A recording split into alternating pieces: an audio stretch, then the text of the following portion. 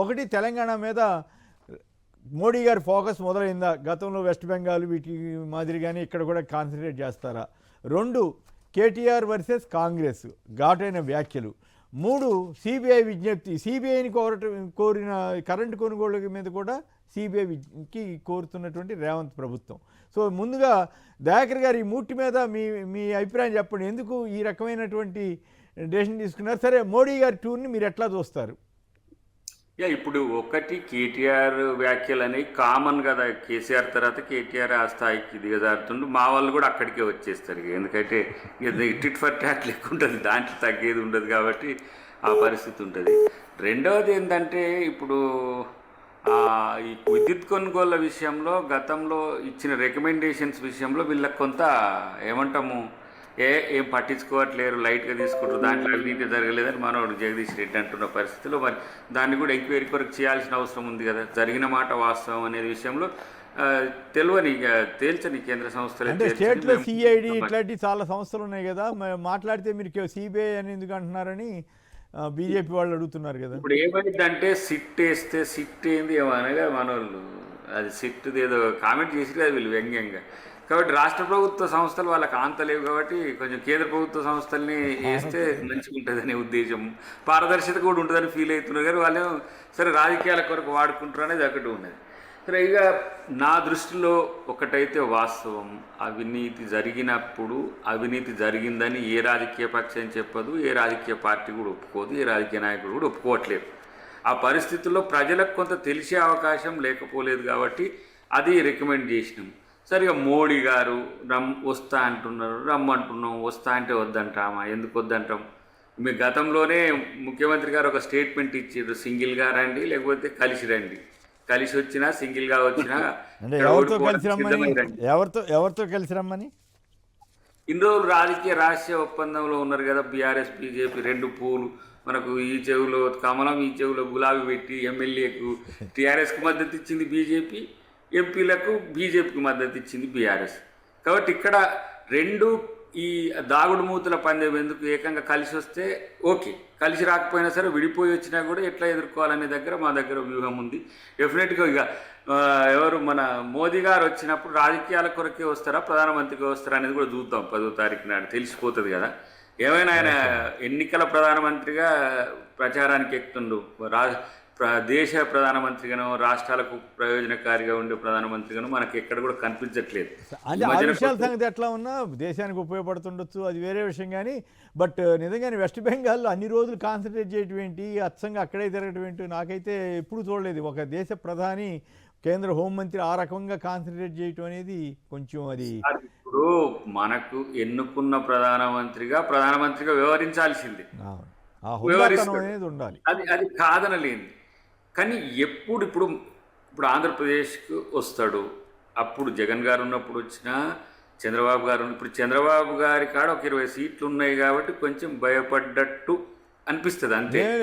ఆ భయమే లేదు. వీళ్ళు ఏమైనా వీళ్ళు ఎక్కడైనా ఒక మాట అంటే కదా, వాళ్ళే ఎక్కువ మోడీ గారు అడక్కముందే తెగబోడుతుంటే ఇబ్బంది. ఇప్పుడు నితీష్ కుమార్ గారితో పంచాయతీ పోయింది, వాళ్ళ ముఖ్యమంత్రి వచ్చింది, వీళ్ళిద్దరితోనే మనోడు అటో ఇటో అని గెలిచిండు. సరే, ఇది పక్కన పెట్టు. కానీ రాష్ట్రాల విషయంలో బీజేపీయేతర ప్రభుత్వాలకు బీజేపీతో కూడిన ఎన్డీఏ కూటమి చేసింది ఏమీ ఉండట్లేదు అనేది ఇప్పుడు మా సార్ కూడా పోయింది కదా. ఇప్పుడు పోయి అక్కడికి పోయి మెట్రో రైల్ ఫేజ్ 2కు అవకాశం ఇట్లా అంటాం, మనం చెప్పడం వరకే, వినతులు పోవాలి. అప్పుడు కేసీఆర్ గారు కూడా అంటుండే మెట్రో అన్నారు. మెట్రో అంటే ఇప్పుడు మెట్రో ఆస్తులు వేలం పెట్టాలని ఆలోచన చేస్తున్నారంటే ఎల్ఎన్టీ తప్పుకోవడంతో ప్రభుత్వ అధీనంలో భూములు వచ్చాయి కాబట్టి మరి ఇప్పుడు దాని మీద కేంద్రం అనుమతి లేకుండా అట్లా వేలం పెట్టడం కుదురుతుందా? అది సెంట్రల్ స్టేట్ ప్రాజెక్ట్ సార్, అది ఇద్దరికి ఒప్పుకోవాల్సిందే. అది స్టేట్ ప్రాజెక్ట్ మాత్రమే కాదు, దాని ఓనర్షిప్ ఎల్ఎన్టీ నుంచి స్టేట్ గవర్నమెంట్ తెచ్చుకుంది, కానీ సెంట్రల్ స్టేక్ ఉంటుంది కాబట్టి అది ఇద్దరం కలిసి చేయాల్సిందే. అది కాబట్టి ఎవరు కూడా తనఖా పెట్టినా లేకపోతే ఎలాంటి ప్రయత్నాలు చేసినా మా ఇద్దరి ఒప్పుకోలు వరకే జరగాల్సి ఉంటుంది. కాబట్టి మనకి ఎక్స్పాండ్ అనేది ఢిల్లీని ఇప్పుడు ఎంత దగ్గర చేసింది మెట్రో. మీరు దాదాపు 60-70 కిలోమీటర్లో ఉన్న ఏ ప్రాంతమైన ఆల్మోస్ట్ అలీగఢ్ యూనివర్సిటీ ఢిల్లీకి రావచ్చు, ఒక అర్ధగంట 30 గంటలు రావచ్చు, అంత కనెక్టివిటీ పెరిగింది. మనకు హైదరాబాద్ ఏంటంటే 5th లార్జెస్ట్ సిటీగా ఎక్స్పాండ్ అయిన తర్వాత ఈ లోకల్ సర్వీస్ అనేది ట్రాఫిక్తో ఉంది. అవును. కాబట్టి మనం డెఫినెట్గా మనం మెట్రోకి పోతేనే ఆల్టర్నేట్ అయిద్దనే ఒక ప్రయత్నం ఉంది. వాళ్ళేమో మాకు లాభాలు లేవు. ఇప్పుడు ప్రైవేట్ ఆర్గనైజేషన్ ఏంది, ప్రాఫిట్ మ్యాక్సిమైజేషన్ ఉంటుంది. ప్రభుత్వ ఆర్గనైజేషన్ ఏముంది, ప్రజా సౌకర్యం పెంచడం ఉంటుంది. అవును. కాబట్టి అంటే ఇప్పుడు మనం అటే దాన్ని అటే కాదుగా సెంట్రల్ మీ ప్రభుత్వం మీ గు- మీ మీ గురువు గారు చంద్రబాబు గారేమో ప్రభుత్వ వాటిని ప్రైవేట్కి అప్పచెబుతుంటే మీరు ప్రైవేట్ వాటిని గవర్నమెంట్ తీసుకున్నారు, అది విశేషం. మా మా మా గురువు గారేనా ఆయన? మీకేమైనా సందేహమా? చంద్రబాబు గారు మా గురువు గారేనా? ఏమో ఇస్తాడేమో ఎప్పుడైనా ఇటు మళ్ళీ ఇండియా కూటమి వైపు వస్తాడేమో రాసుకోండి, భవిష్యత్తులో ఉన్న ప్రయత్నం మోడీ గారు. చేయండి, పెద్ద ఇబ్బంది ఏమి ఉండదు. కాకపోతే ఈ మధ్యకాలంలో అంత తేలిగ్గా వచ్చేదట్లేదు, ఎందుకంటే వాళ్ళకి కాస్త పరిస్థితులు అంత అనుకూలంగా లేవేమో, కానీ ఆంధ్రప్రదేశ్కు ఏదేమైనా కేంద్ర ప్రభుత్వ సపోర్ట్ పరిస్థితులు ఏవైనా ఉండాల్సిందే సార్. ఇంకా ఎందుకంటే కొంచెం అంటే అక్కడ వరకు ఇబ్బంది లేదు, కాదు అక్కడ వరకు చంద్రబాబు గారికి ఇబ్బంది లేదు, ఎందుకంటే కాంగ్రెస్, బీజేపీ, జనసేన ఇంకా ఇంకే పార్టీలు అన్నీ కలిపి కూడా చంద్రబాబు గారికి మద్దతిస్తున్నాయి కాబట్టి పెద్ద ఇబ్బంది పడక్కర్లేదండి. మీ రాహుల్ గాంధీ గారు కూడా చంద్రబాబు గారితో వయా రేవంత్ ద్వారా హాట్ లైన్లోనే ఉంటారని అంటారు కదా. నేనేమంటున్నా, 4.5 సంవత్సరాలు ప్రభుత్వాన్ని నడిపి మీరు 4.5 సంవత్సరాలు రాజకీయాలు చేయండి. కానీ కాంగ్రెస్ పాలితనో బీజేపీయేతర ప్రభుత్వాలు ఉన్న దగ్గర సీతకన్ను అనేది సమస్య అవుతుంది. అది ప్రధానమంత్రి గారు ఆలోచిస్తే మంచిది, మా ఉద్దేశం అది. అంతే తప్పితే బీజేపీ తెలంగాణ రాజకీయాలు చేసుకోవద్దని మేము ఎందుకు అనుకుంటున్నాం? ఎందుకంటే మా ప్రత్యర్థి నేనే నెంబర్ 2 అనుకుంటున్నాడు. మరి నేను వచ్చిన తర్వాత నెంబర్ 2 అవుతారా, లేకపోతే వాళ్ళిద్దరు కొట్లాడతారా? స్టేట్ నెంబర్ 2కు బీజేపీ ప్రయత్నం చేస్తుంది. అలాంటప్పుడు నష్టపోయేది కాంగ్రెస్ అనేది కొంచెం జరగాలి. యాదవ్ గారు చెప్పండి, ఒకటి మోడీ గారు టూర్ ఎఫెక్ట్ ఏం జరగబోతోంది, కాన్సన్ట్రేషన్, 2 కేటీఆర్ గారి వ్యాఖ్యలు, వాటికి ప్రతి వ్యాఖ్యలు కొంచెం బాగా గట్టిగా మాట్లాడినట్లుంది, వీటి మీద మీ కామెంట్ చెప్పండి. బీజేపీ నాయకత్వం వరుసగా గత 4-5 ఎన్నికల నుంచి రేపు రాబోయేది మేమే అని చెప్పేసి అనేక దఫాలుగా చెప్పారు. కానీ ఇప్పుడు అది తెలంగాణ ప్రజలు అవకాశం ఇవ్వలేదు. రేపటి భవిష్యత్తులో కూడా మన 8 సీట్లు వాళ్ళే లాగారు కదా, లోక్సభ సీట్లు. సరే, అది జాతీయ స్థాయిలో జరిగింది. కాంగ్రెస్ వర్సెస్ బీజేపీ అనే పరిస్థితికి వచ్చిన తర్వాత రాష్ట్ర రాజకీయాలకు ప్రాంతీయ పార్టీకి అవకాశం ఇచ్చింది దానికంటే జాతీయ స్థాయిలో ఇవ్వాలనే ఒక ఆలోచనతో కాంగ్రెస్ కి వ్యతిరేకులు బీజేపీకి వేయటం ఇటువంటి జరిగి ఉండొచ్చు.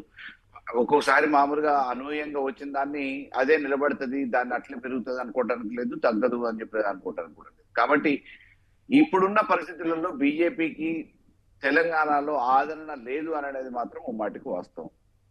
కేంద్రంగా 8 మందిని అవకాశం ఇచ్చినా కానీ ఈ రోజు పార్లమెంట్ లో కొట్లాడి ఈ తెలంగాణకి ఏం తీసుకొస్తున్నారు అంటే 0 తప్ప, కేవలం వాళ్ళ పదవుల వరకు పరిమితమయ్యారు తప్ప, పార్లమెంట్ సమావేశాలు జరిగితే పోయి ప్రాతినిధ్యం వహించడానికి పనికొస్తున్నారు తప్ప తెలంగాణకు ఒక్క నయా పైసా రాలేదు అనేది ఈ రోజు మేధావులు చర్చించుకుంటున్న విషయం. రాజకీయ పార్టీలు పక్కన పెడదాం, మేధావులు కూడా చర్చించుకుంటున్నారు. కాబట్టి వాళ్ళ వల్ల రేపు ఏదో ప్రయోజనం జరుగుతుంది, ఈ రాష్ట్రానికి మేలు అవుతుంది అనేది ప్రజలు అనుకోవట్లేదు, ఆశించట్లేదు, ఆలోచించట్లేదు. కాబట్టి వాళ్ళ వల్ల పెద్ద ఈ తెలంగాణకు ఒరగదు అనే ఉద్దేశంతో ప్రభుత్వం దాకా వచ్చే అవకాశం ఉండదు. ఇక కేటీఆర్ గారు మాట్లాడిన దాంట్లో ఏ ఒక్క చిన్న పొల్లు అవాస్తవం ఉన్నా రుజువు చేయొచ్చు కాంగ్రెస్. ఎందుకంటే 4 సంవత్సరాల క్రితం ఏ వరంగల్ అనేది సభ పెట్టి రైతుల సంక్షేమం కోసం ప్రతిపక్ష పార్టీగా ఆ రోజు అధికారంలో ఉన్న మా మీద దుమ్మెత్తి పోసిరో, మరి ఆ వైఫల్యాలు మేం చేస్తాం అధికారంలోకి వస్తా అని చెప్పిన వాళ్ళు అనేక రకమైన హామీలు ఇచ్చి ఇలా 2.5 సంవత్సరాలు గడిచినా చెయ్యనప్పుడు తప్పకుండా ప్రజల్ని చైతన్యపరచాల్సిన బాధ్యత ఒక ప్రతిపక్ష పార్టీగా మా మీద ఉంటుంది. కాబట్టి ఆ విషయాన్నే గుర్తు చేసినాం.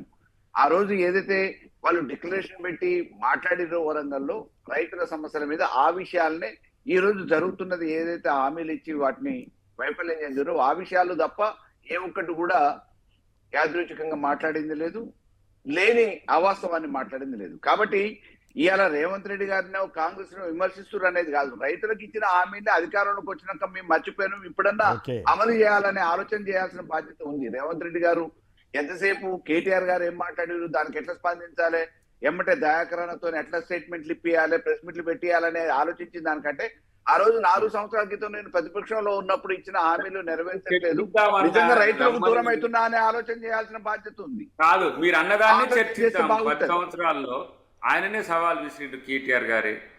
ఎట్లా ఇస్తారు కదా, నాకు పూర్తిగా అని రాదు. మీకు ఎట్లా మేము చెప్పేటి కనీసం వింటే మళ్ళీ మీరు జనాల కన్నా పనిచేయచ్చు, అందుకోసం చెప్తున్నాం మేము.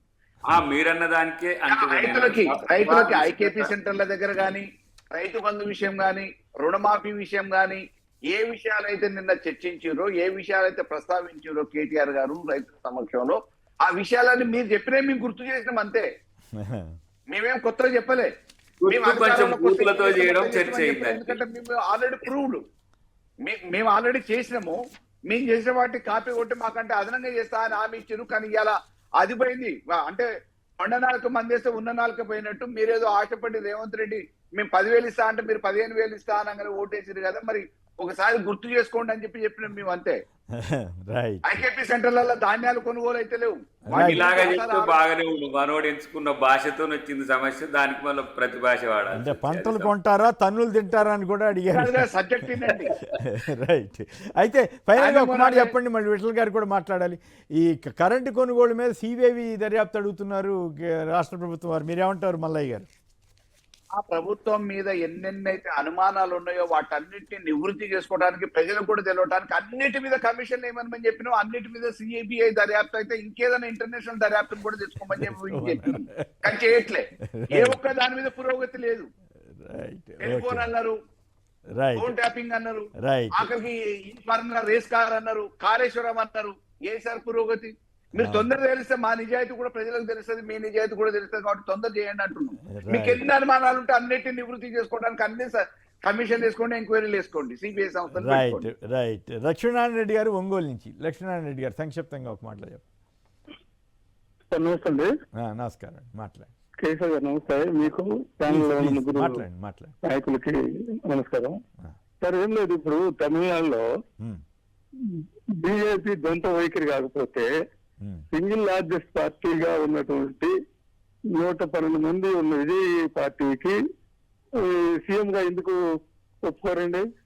కేవలం బీజేపీ స్వార్థపూరిత రాజకీయాలు తప్ప ఇంక వేరేది ఏం లేదు. రైట్. మరి బీజేపీ సార్ ఒక్క మాట సార్, కమ్యూనిస్టులు కూడా వామపక్షాలు కూడా బీజేపీ వ్యతిరేకం అంటారు. ఇక్కడ ఆంధ్రాలో చంద్రబాబు నాయుడు సపోర్ట్ చేస్తారు ఇండైరెక్ట్ గా. తమిళనాడులో కూడా డిఎంకేతో కలిసిన అల్లాడిఎంకే కలిసి పొత్తులో ఉన్న బీజేపీ అంటే అది ఇంకా క్లారిటీ రాలేదు. డిఎంకే మేము అపోజిషన్ లోనే ఉంటామని చెప్పారు. అయితే గవర్నర్ గారు కనుక అవకాశం ఇస్తే ఖచ్చితంగా ప్రూవ్ చేసుకోవడానికి అవకాశాలు ఎక్కువ కనపడతా ఉన్నాయి. ఏది మెజారిటీ ప్రూవ్ చేసుకునేటానికే పరిస్థితి కనపడతా ఉంది. అయితే దాని దృష్టిలో ఉంచుకుని కూడా గవర్నర్ గారు ఈ గేమ్ ఆడుతున్నారా అనేటువంటి ఒక అభిప్రాయం ఏర్పడుతుంది. రైట్. విఠల్ గారు చెప్పండి, ఏంటి మోడీ గారితో ఇక తెలంగాణ మీద బెంగాల్ ఫోకస్ పెడతారా, బెంగాల్ మాదిరి? సార్ ఇప్పుడు మోడీ గారు రాష్ట్ర 10th రోజు వస్తున్నది ప్రధానంగా అభివృద్ధి కార్యక్రమాలను ప్రారంభించడానికి. అదే చెప్తారండి, విషయం అదే చెప్తారు, మిగతా కథ అంతా నడుపుతారు కదా. ఇక 2 సభలు ఉన్నాయి సార్ ఆ రోజు. 2 సభలు ఉన్నాయి. ఒకటేమో బహిరంగ సభ, పార్టీ కార్యకర్తది, ప్రజలది బహిరంగ సభ ఒకటైతే, అభివృద్ధికి సంబంధించినటువంటి ఇనాగ్రేషన్ కి చాలా ఇష్యూస్ అంటే ఆల్రెడీ కంప్లీట్ అయిన ప్రాజెక్ట్ ని ఇనాగ్రేట్ చేయడం, ప్రజలకు అంకితం చేయడంలో ప్రధానమైన ఇప్పుడు ఎయిమ్స్ ఉంది సార్. ఎయిమ్స్ ఆ రోజు వాళ్ళు ప్రజలకు అంకితం చేయదలుచుకున్నారు. అదేవిధంగా సికింద్రాబాద్ రైల్వే స్టేషన్ మోడర్నైజేషన్, చాలా railway station modernisation, Kazipet coach factory, అదేవిధంగా ట్రైబల్ యూనివర్సిటీకి శంకుస్థాపన, అదేవిధంగా జైరాబాద్ నిమ్స్ కి సంబంధించినటువంటి కార్యక్రమాలు. ఇవన్నీ కార్యక్రమాలని ప్రజలకు అంకితం చేయడానికి అది ప్రధాన లక్ష్యంగా మోడీ గారు దాదాపు 8,000 కోట్ల రూపాయల అభివృద్ధి కార్యక్రమాలు ఆ రోజు ప్రకటించారంటే కంప్లీట్ అయిన ప్రాజెక్ట్ ని ప్రజలకు అంకితం చేయడానికి ప్రధాన లక్ష్యం. రెండోది, మోడీ గారు ప్రధానమంత్రి అయిన తర్వాత తెలంగాణకు మొట్టమొదటిసారి వస్తున్నారు, అంటే 3వసారి ప్రధానమంత్రి అయిన తర్వాత. అదేవిధంగా బెంగాల్ ఎలక్షన్ గెలిచిన తర్వాత రాష్ట్రానికి కోసం ఉత్సాహం, ఆనందం ఉంటుంది డెఫినెట్ గా. సో ప్రజల్లో కూడా చర్చ ఉంటుంది. డెఫినెట్ గా మేము బహిరంగంగా చెప్పదలుచుకున్నాం సార్, ఇప్పుడు వెస్ట్ బెంగాల్ తర్వాత కర్ణాటక, తెలంగాణనే భారతీయ జనతా పార్టీ లక్ష్యం, టార్గెట్ కర్ణాటక, తెలంగాణ 100%. ఇవాళ ఇప్పటికిప్పుడు ఈ 2 రాష్ట్రాల ఎన్నికలు జరిగితే భారతీయ జనతా పార్టీకి ప్రభంజనం ఉంటది, కర్ణాటకలో కానీ తెలంగాణ కానీ సార్. ప్రభంజనమా? కర్ణాటక అంత ప్రభంజనం ఉందంటారా? అంత ప్రభంజనం. ఇప్పుడు మొన్న పార్లమెంట్ ఎలక్షన్స్ చూడండి సార్, 8 పార్లమెంట్ సీట్లలో 57 నియోజకవర్గాల్లో భారతీయ జనతా పార్టీ మెజారిటీ ఉంది మొన్న పార్లమెంట్ ఎలక్షన్. కానీ ఆయన దయాకర్ గారు అంటున్నారు కదా, స్థానిక ఎన్నికల్లో ఏం పెద్ద రిజల్ట్ కానీ లోకల్ బాడీ మా Dayakar local body elections sir local body elections మా దయాకర్ అన్నను రేవంత్ రెడ్డి చూసేస్తారు, మమ్మల్ని చూసేస్తారా సార్? లోకల్ బాడీ ఎలక్షన్స్ ఎవరు గవర్నమెంట్ ఉంటే వాళ్ళకి ఇప్పుడు ఎందుకు మరి సిబిఐ ఎంక్వైరీ అంటే వేస్తారా ఈ కరెంట్ కొనుగోలు మీద? మేము ఏమంటున్నామంటే ఇప్పటికీ ఆల్రెడీ కాళేశ్వరం మీద మాకు పంపించారు. మీ దగ్గర ఉన్నాయి దర్యాప్తు సంస్థలు, ఏసీబీ ఉంది, సిబిసిఐడి ఉంది, లేదా విజిలెన్స్ ఉన్నాయి. అవన్నీ కంప్లీట్ చేసుకొని అది అక్కడ మీకు ఒకవేళ డౌట్ ఉంటే మీ వల్ల కాకపోతే మాకు ఇవ్వండి. మీరు చేయాల్సిన అంటే పని నాకు కూడా మా ఇంకొక మీద ఆశ్చర్యం ఏంటంటే గవర్నమెంట్ కొన్న దాంట్లో అవినీతి ఎట్లా ఉంటుంది అనేది మరి నాకు అర్థం కాలేదు. యాదాద్రి ఇవన్నీ అంటే సరిపోని రకరకాలుగా చేయొచ్చు, కానీ ఈ ఛత్తీస్గఢ్ నుంచి కొనుగోలు చేసిన కరెంట్లో ఆ రోజున ఏమాటగా అంటే కేసీఆర్ గారికి మంచి పేరే వచ్చింది, మొత్తం కరెంటు సమస్య లేకుండా చేశారనేది. మరి దాని మీద ఎందుకు వీళ్ళు వెళ్ళదలిచారు? అదొక్కటే కాదు కదా సార్, యాదాద్రి ప్రాజెక్టులు ఇంకా అడగొచ్చు, అది అటువంటి ప్రాజెక్ట్స్ పైన టెండర్ విషయంలో కానీ వాటి మీద కూడా అక్రమాలు జరిగినటువంటి ఆరోపణ, నిజ నిర్ధారణ జరగాలి, ప్రజలకు తెలవాలి. అవినీతి జరగలేదని ఈ ప్రభుత్వం నిరూపించాలి. అవినీతి జరిగిందంటే ఎక్కడ జరిగిందో చెప్పాలా. సో వాళ్ళ రాష్ట్ర ఆయనేమో తెలివిగా మీ మీద, మీరేమో ఆయన మీద తోసేస్తున్నారు. ఫైనల్గా దయాకర్ గారు ఒక కామెంట్ చెప్పండి. సురేఖ్ గారు రాముడి పేరు పద్దాక చెప్పిస్తే నిధులు వస్తాయని సురేఖ గారు అంటే, అవును సోనియా గాంధీ గారి పేరు, రాహుల్ గాంధీ గారి పేరు చెబితే నిధులు వస్తాయని రఘునందన్ రావు గారు అన్నారు. మీరేమంటారు? సంక్షిప్తంగా ఒక కామెంట్ చెప్పండి. ఏం లేదు, మీరు విపక్షాలు శ్రీరాముని పేరు ఎత్తితే వివాదాస్పదం, మీకు బీజేపీ శ్రీరాముని పేరు ఎత్తితే అది చాలా పరమ పవిత్రం చేస్తారు వాళ్ళు. కాబట్టి అదేదో బీజేపీకి బ్రాండ్ అంబాసిడర్ అన్నట్టు గతంలో కూడా నేను మీకే శ్రీరాముడు దేవుడా మాకు కాదా అన్నదాన్ని కూడా క్లిప్పులు కట్ చేసి ఎట్లా ట్రోల్ చేసి ఇప్పుడు మా క్లాస్లో మా అక్క వచ్చి పడ్డది. ఇప్పుడు ఏముంది వాళ్ళకు 2-3 రోజులు సోషల్ మీడియాకు ఫెస్ట్ అవుతుంది అంతే. పెద్ద గొడవ అయినట్టుంది కదా. అసలు మీరు దేవాదాయ శాఖ మంత్రిగా సురేఖ మాట్లాడితే ఎవరికి నష్టం సార్? కాంగ్రెస్ పార్టీకే నష్టం కదా, మాకు లాభం కావచ్చు. నిధులు అడిగింది కానీ రాముడిని వద్దని లేదు కదా ఆవిడ నిధులు అడిగింది. బీజేపీనన్నా ప్రభుత్వాన్ని అన్నట్టే, ప్రభుత్వాన్ని బీజేపీని అన్నట్టే ఒకటి చేసిండ్రు. అసలు బీజేపీని అంటే శ్రీరాముని అన్నట్టే ఇప్పుడు లెక్క. ఇప్పుడు ఆడికి తెచ్చిండ్రు కాబట్టి వాళ్ళ బ్రాండ్ అంబాసిడర్. అసలు చాలా మందికి ఇప్పుడు ఏంటంటే బీజేపీ యొక్క ఇంటెన్షన్ తెలియదు. దేవుళ్ళతో వివాదాస్పదం చేయాలనుకుంటుండనేది మీకు తెలిస్తే వాళ్ళు మాట్లాడుకుంటుంటారు. మేము కామగుట్టలే, ఎందుకంటే నువ్వు మంచి మాట్లాడినా తాడి చెట్టు కింద కూర్చొని పాలు తాగినట్టే అయిపోతుంది. ఇప్పుడు ఆ పరిస్థితికి వచ్చింది బీజేపీది కాబట్టి చూసి మాట్లాడడమే మంచిది. సురేఖ గారికి ఇండైరెక్ట్ గా మీరు సలహా ఇచ్చినట్టుగా ఉంది. సురేఖ గారికి కాదు సార్, నేను అత్యంత ఎక్కువ బాధితునిగా వీళ్ళకి సోషల్ మీడియా వీళ్ళకి. ఎన్నికల ముందు మా దయాకరణ సాయం చేసి మాకు సాయం చేసుడు కాదు, అది మీరు చేసుకుంటారు అట్లా అంతే.